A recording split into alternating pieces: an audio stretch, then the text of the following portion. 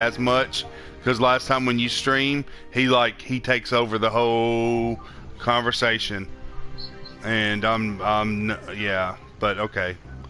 He's a good guy, but you know what I'm talking about because he done it with you, and you're like, dude, seriously? Because I remember you got mad one time when that was going on, and I was like, I'm just gonna be quiet. All right, so I'm gonna send him a party invite then. Invite players. View suggested players. Falcon gamer at work. When he wants to be.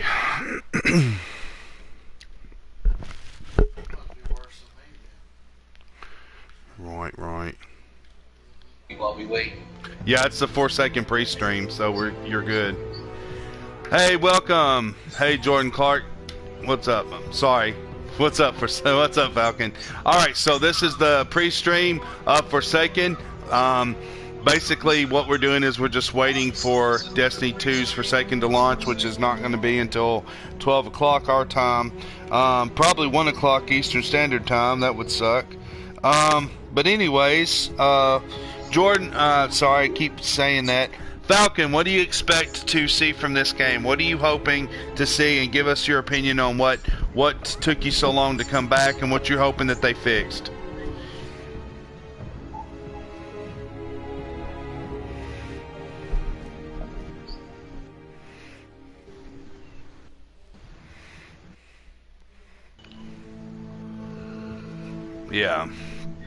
Yeah, the laser light show that they did is pretty much a middle finger to anybody that was playing the game. It's like I said, we're about to go on break, guys. So we're gonna go ahead and let everybody get this laser light thing, and then we're gonna boot them.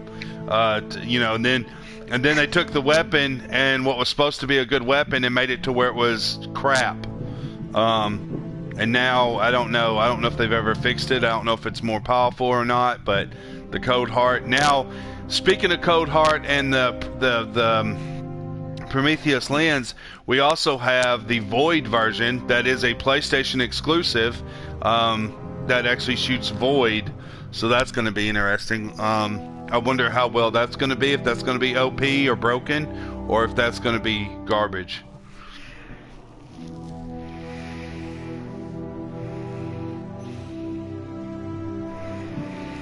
Well, they've built a lot of good weapons, and the Cold Heart is actually very good, and so is Prometheus Lens in a lot of ways. So I think this Void one, like a lot of the weapon tunings they've been doing, have been really, really good, honestly. So I asked Falcon this, and he answered awesomely.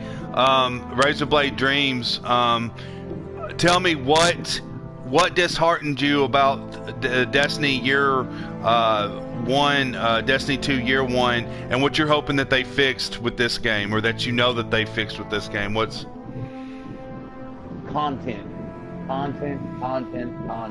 Year 1 of Destiny 2 was zero content. It was a watered down, like, diet version of the game. They broke everything that was good about the first game. They got rid of. It was a serious backlash. The content drought was absolutely horrendous. I mean, I understand their first season was 3 months long, from September to December, and then they had the Curse of Osiris, which was utter trash, and that was season 1. So between season 2 and season 3, which was Osiris to Warmind, they delayed it and made it 6 months long, half a year, from Curse of Osiris that came out at the beginning of December to Warmind that came out at the beginning of May.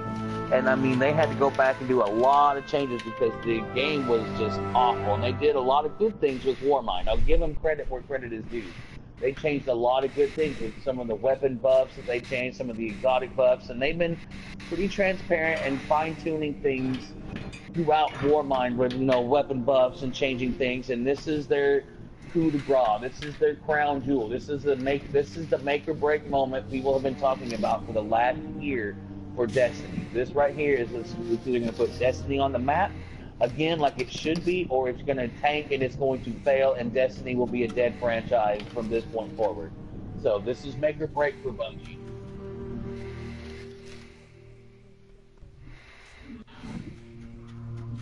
Well, I don't know if they're shut Bungie down because, number one, they're already working on D3, and number two is they just signed a big deal with this online-only Chinese developer where Bungie's going to make like an MMORPG type game that's not in the Destiny universe for another publisher in China, a Chinese publisher. They just got like $150 million to make a game from them not too long ago. So they'll be up and running. If this right here is what is Destiny. This is Destiny's, like, this is it right here. Like, this is either going to make Destiny or it's going to break Destiny. And in the next 20 plus minutes, it's going to determine how good. I mean, because I'll give them credit. They got the hype train up and real. I mean, that's off the charts. Like, they got people drunk in the club for this shit.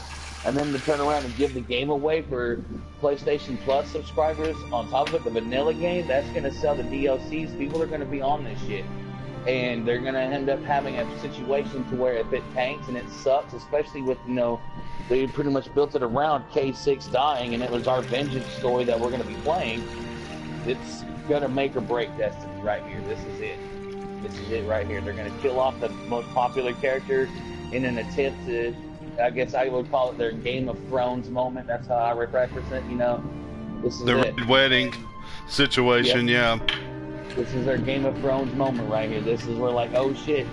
It's like when Ned Stark got decapitated in season 1. Like, oh shit. They just killed off the most popular character right off the bat. Like, here we go. So now we got this whole, like, we got enough story. Like, oh shit, what are we going to have to do to get to the end result? We all know what we want the end result to be, but we don't know what factors are going to play into it. I think this is going to be a home run from what I've seen from different content creators and different, you know, posts from Bungie and the trailers and stuff like that. I do believe that this is going to be fantastic. I mean, they've been comparing it to the Taken King about how much bigger this expansion is. I mean, this is basically Destiny 2.5 right here. It's not quite Destiny 3, but it's not Destiny 2 vanilla in any way, shape, form, or fashion. This is completely overhauled, completely different game from when Destiny 2 launched to what this FoRSaKeN update is going to do. It's going to be. I can't wait for the bow and arrow. Like everything. And it's going to have bows and arrows, new weapon types. It's going to have a whole new interface, a whole new UI in your message board, your collections.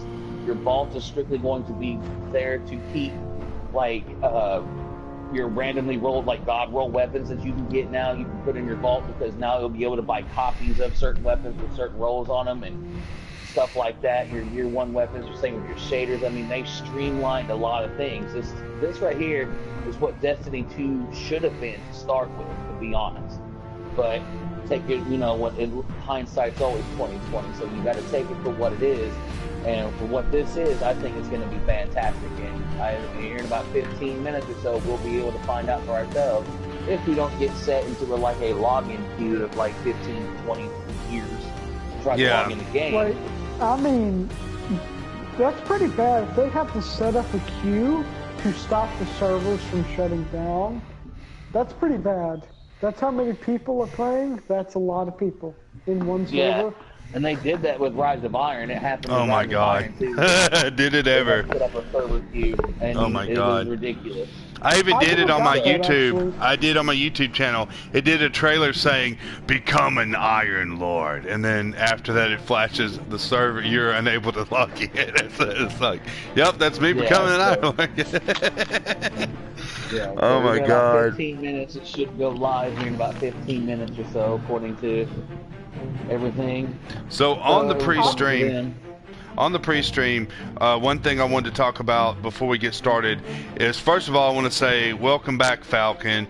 You're like the Sting. You're like Sting. You show up whenever you want to, but when you do, it's greatly anticipated and expected. So thank you for showing up on an occasion. But the other thing is I was wanting to say is, we know that the game, when it starts off, is going to start strong. That's not a question about that.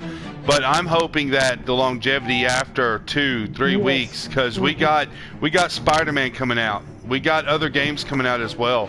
we want that longevity to last. So I'm hoping that this is able to ride the tide when you got next week you got freaking Laura Croft busting her motorboats out. You got freaking other games coming out. So this is FoRSaKeN is actually putting its mark, and it's either, and I think they have a good feat. It's smart that they did it early September on launching, because this is when the fall games start coming out. And if you wait too long to come out, you end up getting lost in the shuffle. So I'm glad that they moved front. One of the things that I think we're going to see is, we know we're getting ornaments from the Ace of Spades. We know we're not going to get, just like on the Galahorn from Rise of Iron, you're not getting that, or you will get the ornament, but you will not be able to use it until you actually beat the quest, as well as anybody who didn't pre-order this, or I don't know why they wouldn't, but say people down the road. Now, if you get physical copies, you'll still get the ornament. That's one thing that I think is funny, because people buy more digital copies than they do physical copies, because Michael, or Razorblade Dreams, sorry, had bought a physical copy of Rise of Iron, and we got the Galahorn Galahorn ornament as if we pre-ordered it, and we didn't pre-order it. So that's the thing. The bow, the exotic bow, is going to be something to get used to. What do you think, Falcon, about the subclasses, them adding to the subclasses? What subclasses are you looking forward to the most? And Razorblade, after he gets done answering. I'd probably look forward to the Hunter and the Titan, most likely. The Hunter, most definitely, because that's my main. Gotta love the Hunter. But, I mean, I haven't really watched any videos because I'm trying not to spoil anything. Yeah, I think that's the best thing right there, is not to watch them, really. I watched a few seconds of, like, the first mission, but I didn't want to spoil anything, so I just stopped. Well, I appreciate it. Razorblade, what are you looking forward to, bud? My looking forward to is the exotic chest piece that gives you double dodge for the Hunter. I am looking forward to basically the Void version of Blade Dancer for the Hunter, because I am, of course, a Hunter main. One day, I was playing Hunter from Jump, and I've been a Hunter main ever since. I'm really looking forward to those, because the other subclasses I will get into because they're my alternates. But I'm already focused on my Hunter. That's what I'm going to load in with. My first character is going to be my Hunter. I'm going to go in, grind her up, get her ready to go. And that way, when it comes time to do the actual campaign and story, I'll be ready to rock. And it's going to be my Hunter. She's my main gal. She's everything. I agree with you on that. Because it is Cade 6, it's only fair. Had it been Arcora, I would have used my Warlock. When it was Osiris, because it was Osiris and he was a Warlock, I used my Warlock. But since this is actually Cade 6, this is the Hunter, True Blue, I'm going with my Hunter all out on this one. And I'm very excited about that. That's all. I can't stand that. Just don't kill Cade. Like, bring him back or something. Here's my thing. Here's my thing. For this one, he is gone and stuff. If they ever wanted to bring him back, they could always write him back. But I don't think they're going to do it through this FoRSaKeN series. This is something, if they were going to bring Cade back, this would be good for Destiny 3. This would be the hype train they would need for Destiny 3. Not only bring him back, but him not even being an EXO. That would be fucking, oh my god. They would be like, who the, you know, that would be like, holy shit. That's probably not going to happen. But I guarantee you, them killing Cade here is a place marker for what they're about to use to hype up Destiny 3. I can guarantee that. And if it is, that's pretty fucking smart. Use Cade's death to draw people in. Use Cade's return to bring them to Destiny 3. I think that would be smart.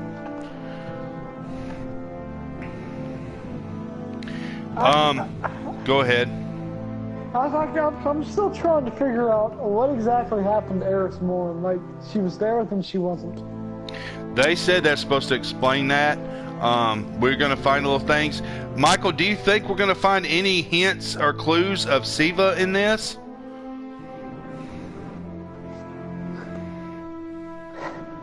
Is he there? Okay. Alright, so here's my thing. I do wonder if we're going to see Varix. I know we're going to see a guy named Spider who looks like he could be a raid boss, to be honest.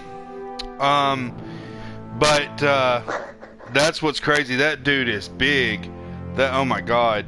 But now Varix, I wonder how much Prison of Elders is stuff we're gonna have on there. And just so y'all know, on this pre-stream, Solstice Armor, yes, your Solstice Armor is going to be able to be infused and leveled up. So if you like the Solstice Armor, guys, you will be able to use it till you can use it up to the light level 600 or whatever. So everything's not wasted. So when this goes live, you will be able to infuse and use your Solstice Armor, or if you don't like it and you want to infuse it to something else that you do like, you'll be able to do that. So that's pretty awesome. 10 minutes. 10 minutes. We got 10 minutes. There's some points and stuff I want to go over. Crucible is one of the things I want to talk about, and I want to start with FoRSaKeN here. Crucible, what was the thing that you did not like about Crucible that made you really just dislike Crucible? The fact that, like, you just, really, a lot of times, you just find the people who glitch the game, like, speed, run type of deal. That, I've never been a Crucible person. I just never have been. Especially not in Destiny 1 with the sniper of a shotgun. That was the thought of the drive.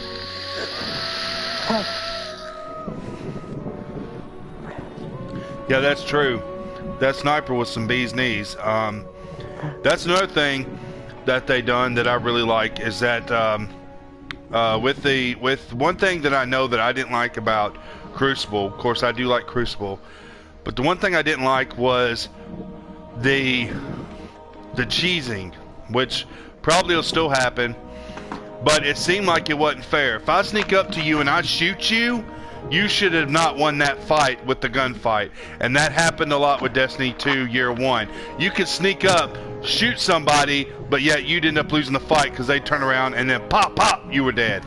It's like, how the hell did that work? Why did I sneak behind you and shoot you if the end result was I was dead? That made no sense. So I hope that that's one thing it looks like that's been fixed. Melee's your best chance, honestly. People run around doing 1 or 2 shots, but yeah, you can melee them twice and kill them, which is a thing that you can now do on this. So if I'm close to somebody, I'm not shooting them. I'm just gonna run up, pop, pop, run up, pop, pop, and that's what I'll do if I have to do that. Bounties are being brought back. So bounties are going to be a thing. I'm pretty sure Petra is going to have her bounties that you get gear, get Queen's gear, which is going to be awesome. What do y'all think about that? Yeah, that's going to be great. I think there's going to be Queen's Ransom bounties back. I also think that there's also bounties for the new guy, the Spider Fallen guy. You'll have bounties. That's what those big wanted dudes are for, that they put in the game. Those are for his bounties. You can hunt those guys down. Of course, the Vanguard and Crucible have their bounties back as well. So, I mean, there's quite a few bounties to help, do stuff like that. I'm not exactly sure how they're going to do the rank up system with both Vanguard and Crucible. I'm not sure if they're keeping the token system or if they're changing that. I know they got rid of planetary tokens and strictly went to materials because they now implement those into infused. And I also like the fact that they decided to take an entire season, this first season of 4, and take a break from both trials and faction rallies to get those on point like they should be. I think they need to go back to the 3v3 elimination type trials loadout like they had in D1. Yeah, that's faction rallies. They were onto something with the renown. Although I think what they should do is make a certain, like an exotic class item from Wink Wink to put on during a faction rally that would give you renown, but if you took it off during another, say you're doing like an escalation protocol and you're not trying to get renown, you can take that piece off of your character and you will no longer stack renown for your faction. That full auto getting, you kill, do a public event and you automatically get renown. That became a royal pain in the ass once you hit your mark like you were trying to do. Like once you hit in rank 50 and you got your catalyst and your ornament or whatever and you're done basically grinding for your faction, I shouldn't have to do other events and continue to get renown when I don't need it or want it anymore. So I think they need to link that to an exotic class item.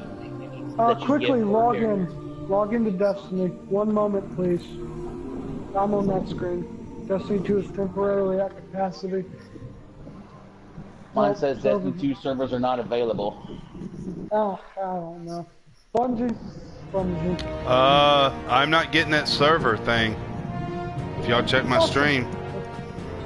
Hold on. Let me double check. Destiny's temporary at capacity. You will join the game in the order. Alright, so here it starts. So this is what we did on Destiny 2 back in the day when FoRSaKeN was with us and was doing this. So we'll leave it like this until the pre-stream will still be going until about 11:55. So here in 2 minutes we'll end the pre-stream and we'll start the actual stream here in a bit. Oh, no, okay, they're not available now. Okay, it's kind of weird. No. Yeah, well, when we got the Destiny 2 is temporarily at capacity screen. 1 moment, please, right now. So try it again, FoRSaKeN, if you can. Connecting, signing in. There we go. 1 moment, please. All right, guys. One sign off here before y'all go. First with you, Razorblade Dreams, real quick, and then FoRSaKeN, and then I'll wrap it up for the pre-stream.